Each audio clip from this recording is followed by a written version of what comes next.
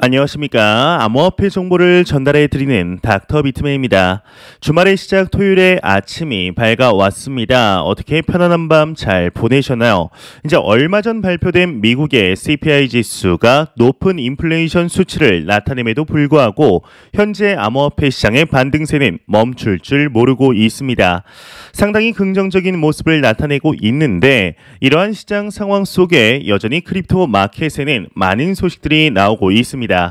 일단 내용을 전달해드리기에 앞서서 현재 진행 중인 이벤트를 말씀드리려고 합니다. 현재 20개의 XRP를 지급해드리는 이벤트를 진행 중에 있는데요. 따로 투자를 하지 않아도 영상 설명란과 고정 댓글에 있는 구글 폼만 작성을 하시면 평일 기준 이틀 안에 지급해드리고 있습니다. 자세한 이벤트 관련 사항은 현재 오른쪽 상단에 나오고 있는 카드를 클릭하셔서 확인을 하시거나 텔레그램방, 카카오톡방에 입장을 하셔서 확인 부탁드립니다. 또한 꼭 이벤트 참여가 아니더라도 현재 암호화폐 시장의 시장 상황들, 주요 정보들을 따로 비용을 받지 않고 제공해 드리고 있으니 들어오셔서 정보 받아가시길 바랍니다. 오늘 하루도 활기찬 하루 되시길 바라면서 내용 바로 시작하도록 하겠습니다. 구독과 좋아요, 알림 설정 부탁드립니다. 네, 현재 녹화 시간은 2022년 7월 16일 토요일 새벽 5시 21분을 지나고 있습니다. 아마 녹화가 다 마무리되고 업로드 되게 되면 한 6시 반 정도가 되지 않을까 싶은데요. 일단 코인 마켓캡에서 메이저 탑10 코인들 전반적으로 살펴보도록 하겠습니다. 시가총액 1위의 비트코인의 경우는 전날 대비 2.43% 상승했습니다. 다시 한번 21,000달러를 돌파했는데요. 2위의 이더리움의 경우 또한 5.98% 상승하며 1265달러를 나타내고 있습니다. 우리 게르게 코인 리플 XRP의 경우는 1.88% 상승한 0.33달러를 나타내고 있으며 8위의 에이다의 경우 1.64% 상승한 0.44달러를 나타내고 있습니다. 비트코인의 도미넌스, 이더리움의 도미넌스 각각 42.5%, 16.1%를 나타내면서 여전히 강력한 시장의 지배력을 보여주고 있네요. 그렇다면 과연 선물 투자자분들은 현재 포지션을 어떻게 잡고 있을지 3대 선물 거래소 비트코인 무기한 선물 롱숏 비율이 공개가 되었습니다. 일단 글로벌 1위의 암호화폐 거래소이죠. 바이낸스의 경우는 롱 포지션이 51.43%, 숏 포지션이 48.57%를 나타내고 있습니다. 2위의 FTX 거래소의 경우 또한 롱 포지션이 51.17%, 숏 포지션이 48.83%를 나타내고 있는데요. 마지막으로 3위의 비트게이트 거래소의 경우는 롱 포지션이 50.40%, 숏 포지션이 49.60%를 나타내면서 전반적으로 바라보았을 때 암호화폐 시장이 단기적으로 더욱 상승할 것 같다라는 선물 투자자분들의 포지션을 확인할 수가 있겠죠. 그렇다면 과연 첫 번째로 어떠한 소식이 나왔을지 한번 내용 보도록 하겠습니다. 일단 첫 번째로는 대규모 이체 소식이 반겨주고 있습니다. 5,000개의 비트코인이 이체가 되었는데 익명의 주소에서 재민이 암호화폐 거래소로 이체가 되었습니다. 일단 통상에 보았을 때 익명의 주소에서 암호화폐 거래소로의 이체는 이제 매도를 위한 움직임으로 보기 때문에 그리 좋지는 않게 보고 있는 것이 사실이죠. 이러한 소식과 더불어서 이제 상반기 암호화폐에 대한 벤처캐피탈의 투자액이 공개가 되었는데요. 이제 전년 동기와 비교를 해보았을 때 26%가 감소했다라는 안타까운 소식이 나왔습니다. 이제 상반기 벤처캐피탈의 투자액이 93억 달러, 이제 전년 동기는 125억 달러였기 때문에 26%가 감소를 했다는 것인데 현재 지난 몇 개월간 진행이 되었던 암호화폐 시장의 지지부진한 모습들을 생각해 본다면 이는 어찌 보면 너무나 당연한 결과이지 않을까 싶습니다. 그럼에도 암호화폐 시장의 가격들의 하락폭과 비교를 해보았을 때 벤처캐피탈의 투자액이 26%나 감소한 것이 아니라 26%밖에 감소하지 않았다. 이 암호화폐 시장에 대한 미래 가치에 대해서 암호화폐 기업 블록체인 기업에 대한 벤처 캐피탈의 관심세는 지속이 되고 있다라고 해석을 할 수도 있지 않을까 싶은데요. 이에 힘을 실어주는 소식 한 가지가 나왔습니다. 바로 억만장자 헤지펀드를 운영하고 있는 앨런 하워드라는 분이 올해에만 암호화폐 관련 업체 13곳에 투자를 했다라는 이야기를 한 것인데, 지금 보시는 이 인물이 앨런 하워드라는 인물입니다. 그렇다면 일단 내용 어떤 내용인지 한번 보도록 하겠습니다. 네, 브레반 하워드 헤지펀드의 공동 설립자인 앨런 하워드가 여전히 암호화폐 스타트업에 대한 투자를 이어가고 있다고 블록 윅스가 전했다고 합니다. 이제 크런치 베이스 데이터에 따르면 하워드는 올해만 13개 암호화폐 관련 프로젝트에 투자를 했다. 그가 현재까지 투자한 암호화폐 관련 업체는 FTX, 비트판다, 폴리곤, 레이든, 그리고 블록원 등 총 40여 개이다. 그는 일부 암호화폐도 보유하고 있는 것으로 알려져 있다. 이렇게 이야기를 하고 있습니다. 현재 이러한 것을 보았을 때 암호화폐 시장에 대한 이런 투자세, 기관 투자자들의 이런 투자세는 지속되고 있는 것으로 보입니다.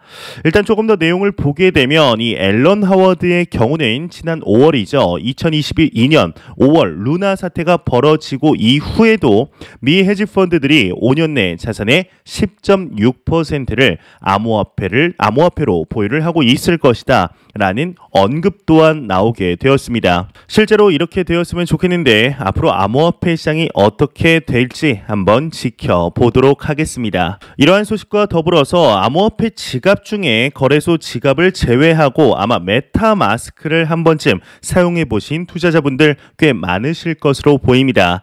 이 메타마스크의 공동 창업자가 이 암호화폐 시장 전반에 대해서 이야기를 했다고 하는데, 그 내용이 개인적으로는 아쉬울 수밖에 없는 것 같습니다.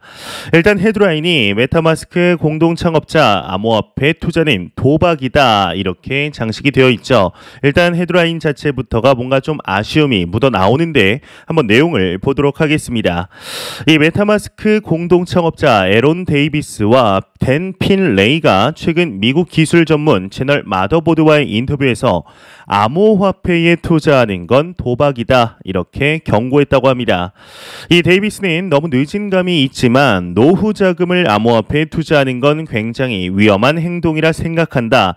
이 메타마스크 시스템을 개발하기 시작했을 때 이더리움이 이 정도로 주요 금융수단이 될 것이라고 생각하지 못했다.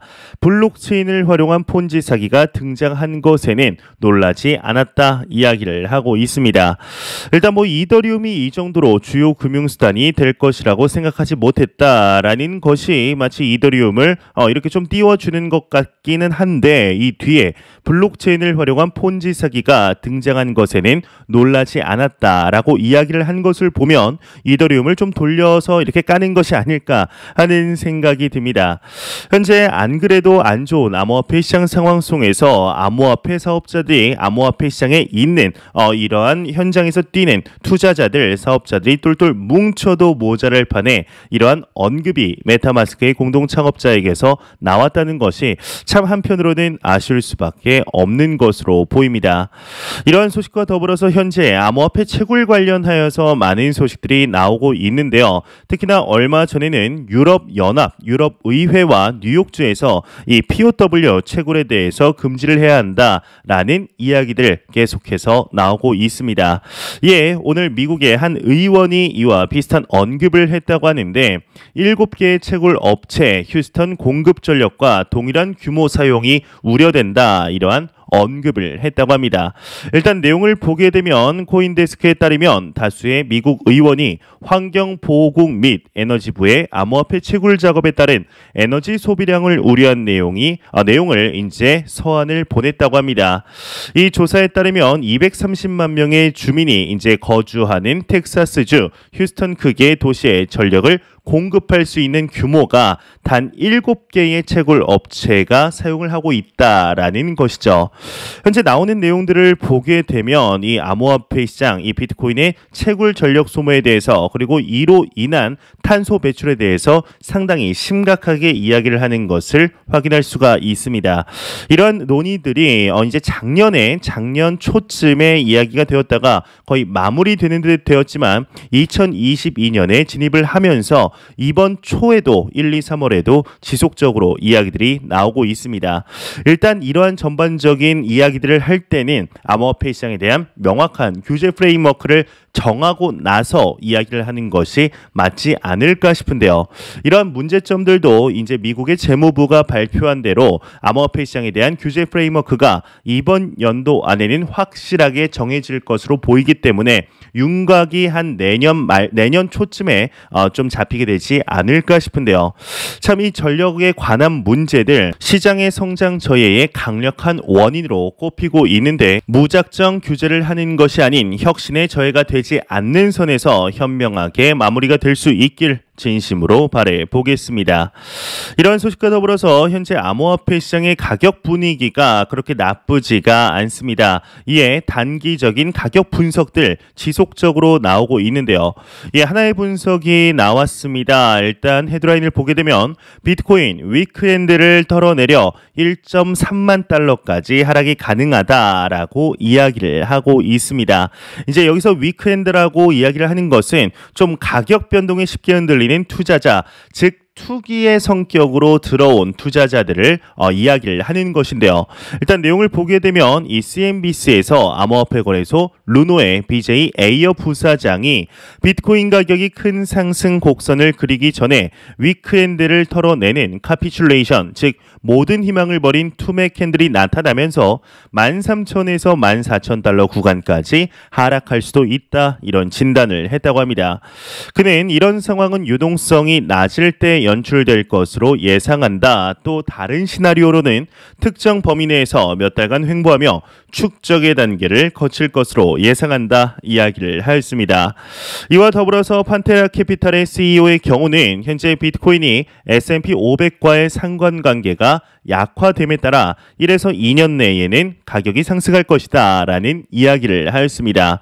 미국 소재 암호화폐 전문 투자사 판테라 캐피탈의 댐 모어 헤드 CEO가 트위터를 통해서 비트코인은 다른 위험자산과 분리될 수 있다고 본다. 실제로 S&P 500과 비트코인의 상관관계가 약화되고 있다.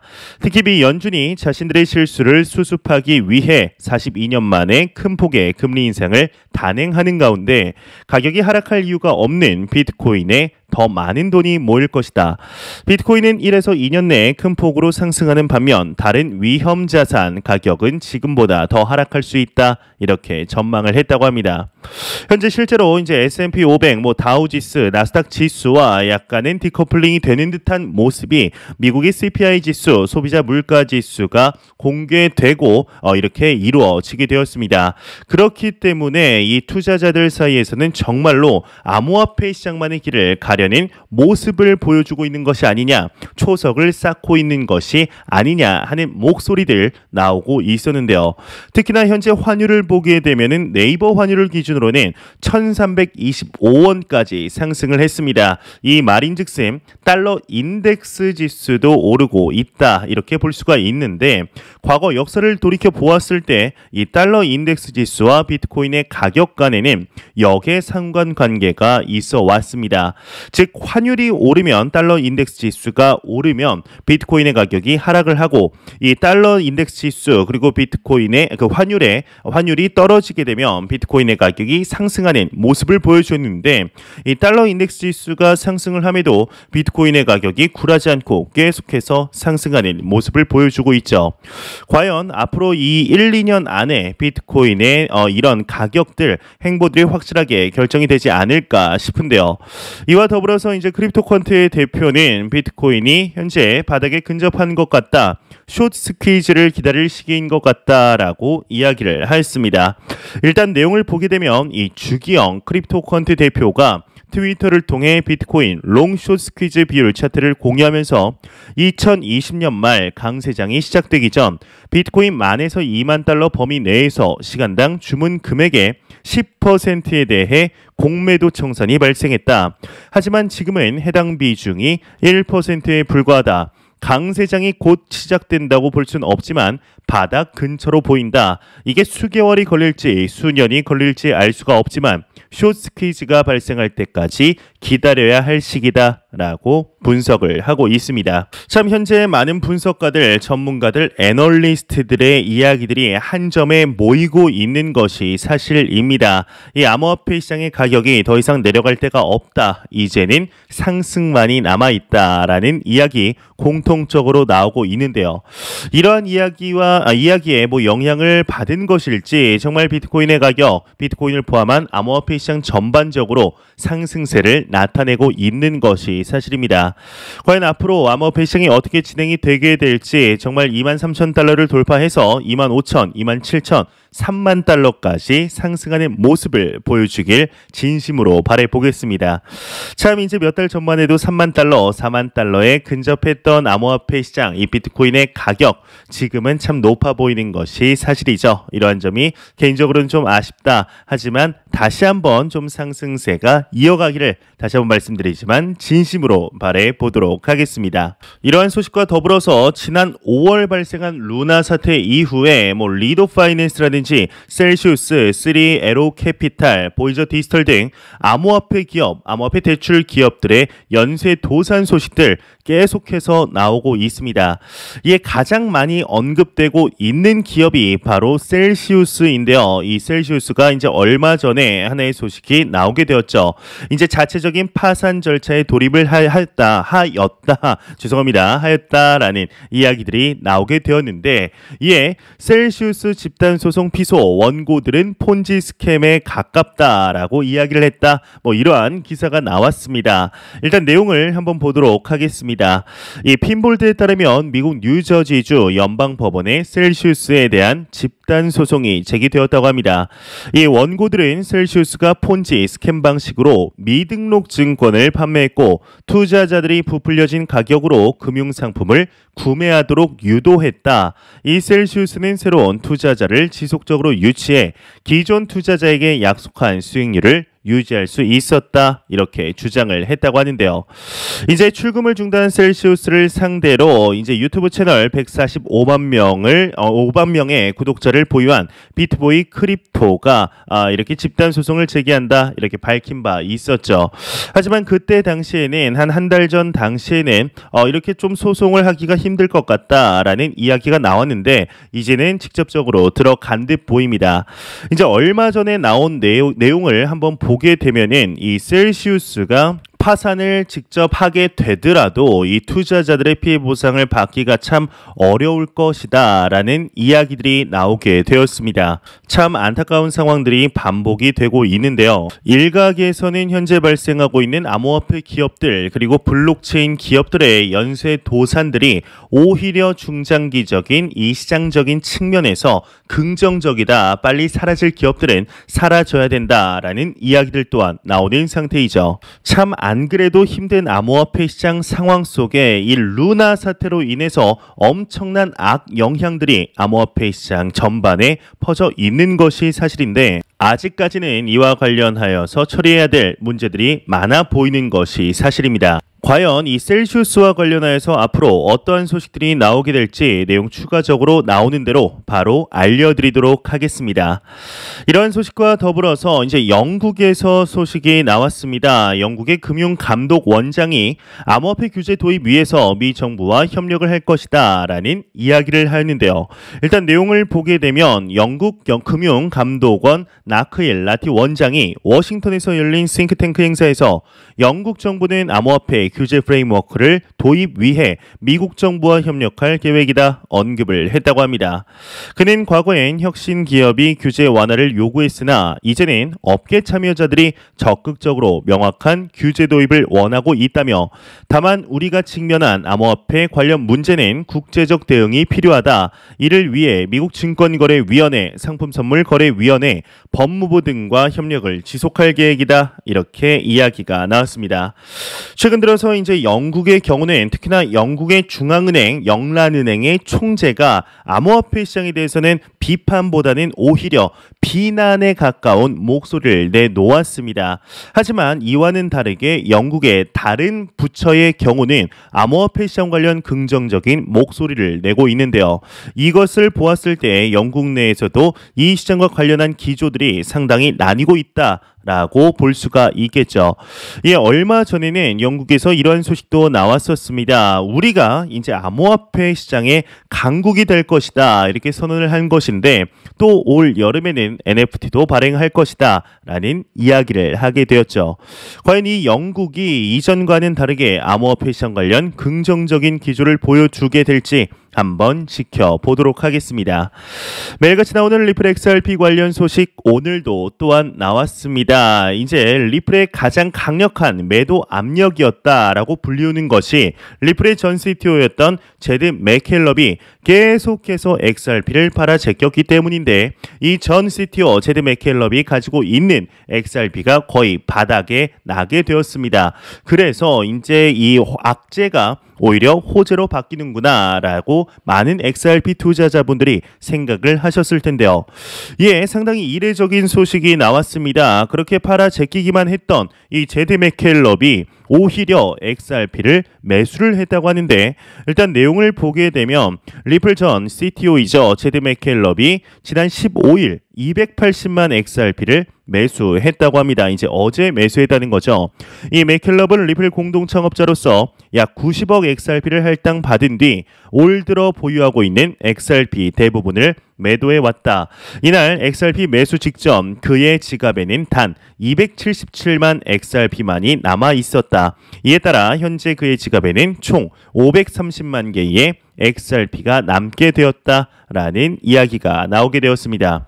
물론 그간 이 제드 맥켈럽이 팔아 제꼈던 그 수량과 비교를 해보았을 때는 상당히 미약한 부분이지만 왜 팔기만 했던 인물이 갑자기 XRP를 매수를 하고 있는 것인지 그런 면에서 보았을 때는 참 유의미한 소식이지 않을까 싶은데요. 일단 이 소식 자체만으로 XRP가 뭐 급등을 하거나 하지는 않을 것입니다. 하지만 이러한 소식들 하나하나가 쌓여서 이제 리플의 미등록 증권 소송이 마무리가 되고 암호화폐 시장 전반의 회복세에 돌입을 하였을 때 크게 상승하는 다른 코인들보다 더욱더 크게 상승하는 연료로 작용할 가능성은 충분히 생각해 볼 수가 있을 텐데요. 과연 암호화폐 시장의 이러한 모습 속에서 이 XRP가 그동안 투자자들이 흘린 이 피눈물을 닦아주는 날이 오게 될지 하루라도 빨리 그러한 날이 오기를 진심으로 바라보도록 하겠습니다. 제가 준비해온 소식 여기까지입니다. 영상 도움이 되셨다면 구독과 좋아요 그리고 광고 한 편만 처음부터 끝까지 시청 부탁드립니다. 이 채널은 오직 광고 수익으로 운영이 되게 됩니다. 항상 영상 시청해 주시는 시청자분들, 구독자분들 너무나 감사드립니다. 오늘 남은 시간도 잘 마무리하시길 바라면서 저는 더욱 도움이 되는 영상으로 찾아뵙도록 하겠습니다. 지금까지 닥터 비트맨이었습니다. 감사합니다.